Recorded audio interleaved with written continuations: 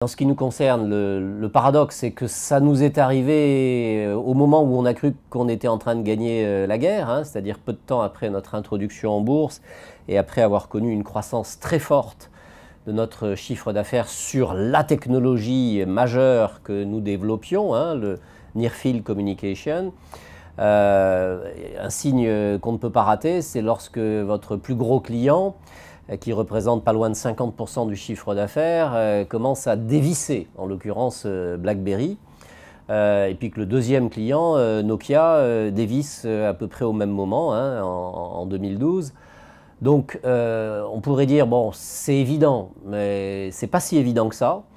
parce qu'il y a d'autres clients qui vont arriver. Dans notre cas, ça l'est devenu lorsque une société américaine qui faisait à peu près 40 fois notre taille est arrivée à mettre au point une technologie identique à la nôtre, puisque le NFC était devenu entre-temps un standard, et que donc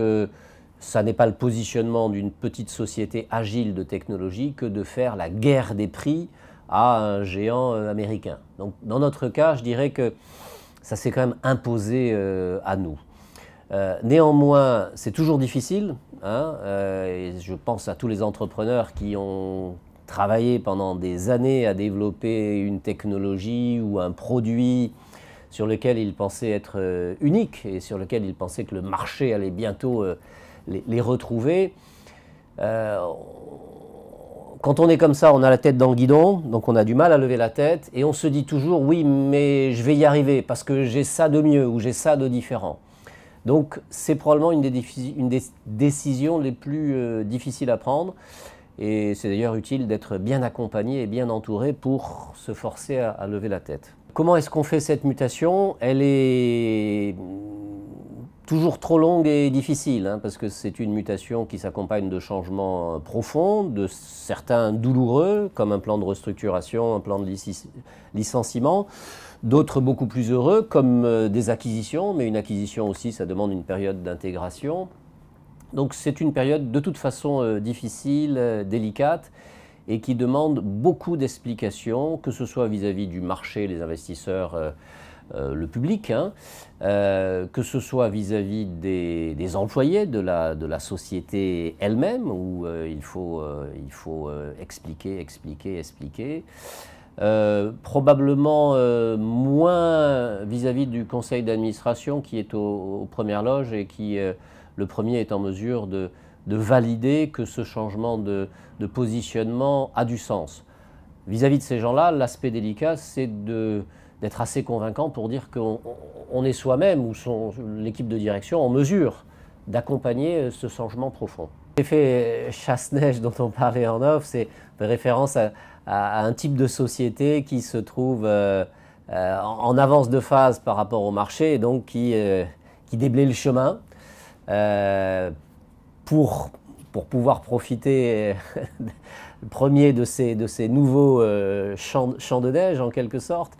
mais souvent elle déblaye le chemin pour d'autres entreprises qui s'engouffrent derrière. Donc c'est ce que l'on sait bien, timing is all,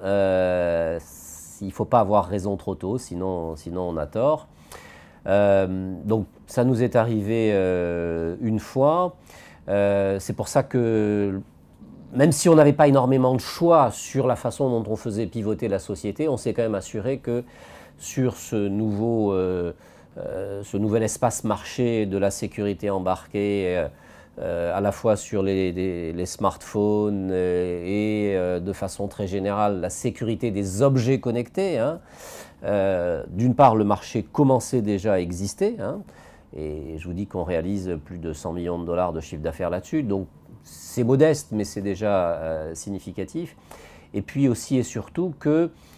le risque de commoditisation, c'est-à-dire le risque de voir arriver beaucoup d'acteurs sur ce domaine qui vont dire ah bah tiens c'est pas mal, on va faire la même chose que eux,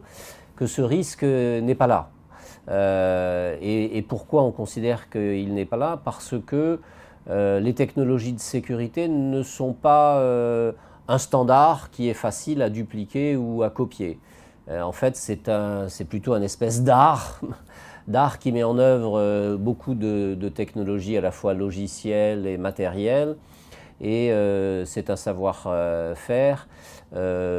qui n'est pas duplicable, par exemple, dans l'Asie du Sud-Est ou dans la Chine. Donc, c'est évidemment ce que l'on a vérifié et c'est là-dessus qu'il a fallu être convaincant avec nos investisseurs.